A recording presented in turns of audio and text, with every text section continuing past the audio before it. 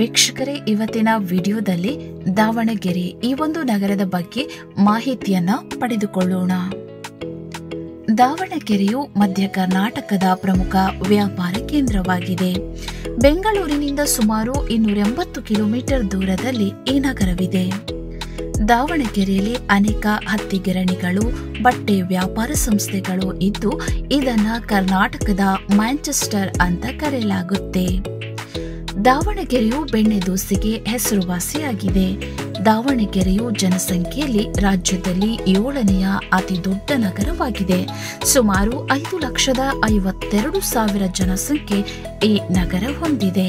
ದಾವಣಗೆರೆ ಇತ್ತೀಚೆಗೆ ರಾಜ್ಯದ ಪ್ರಮುಖ ವಿದ್ಯಾ ಕೇಂದ್ರವಾಗಿ ಬೆಳೆಯುತ್ತಿದೆ. ಇಲ್ಲಿ ಚಿತ್ರಕಲೆ, ವಸ್ತ್ರ ವಿನ್ಯಾಸ ಶಾಸ್ತ್ರ, ಎಂಜಿನಿಯರಿಂಗ್, ವೈದ್ಯಕೀಯ, ಕಲೆ, ವಾಣಿಜ್ಯ ಹಾಗೂ ಇತರ ವಿದ್ಯಾ ವಿಭಾಗಗಳನ್ನು ಹೊಂದಿರುವ ಮಹಾವಿದ್ಯಾಲಯಗಳು ಇವೆ. ದಾವಣಗೆರೆಯು ಮೊದಲು ಚಿತ್ರದುರ್ಗ ಜಿಲ್ಲೆಗೆ ಸೇರಿತ್ತು. 1997ರಂದು ದಾವಣಗೆರೆ ಜಿಲ್ಲೆಯನ್ನ ರಚಿಸಲಾಯಿತು. ಈ ಮಾಹಿತಿ ನಿಮಗೆ ಇಷ್ಟವಾದರೆ ಪ್ರೀತಿಯಿಂದ ನಮ್ಮ ಚಾನೆಲ್ ಅನ್ನ ಸಬ್ಸ್ಕ್ರೈಬ್ ಮಾಡಿ, ಲೈಕ್ ಮಾಡಿ ಮತ್ತು ಶೇರ್ ಮಾಡಿ. ಧನ್ಯವಾದ.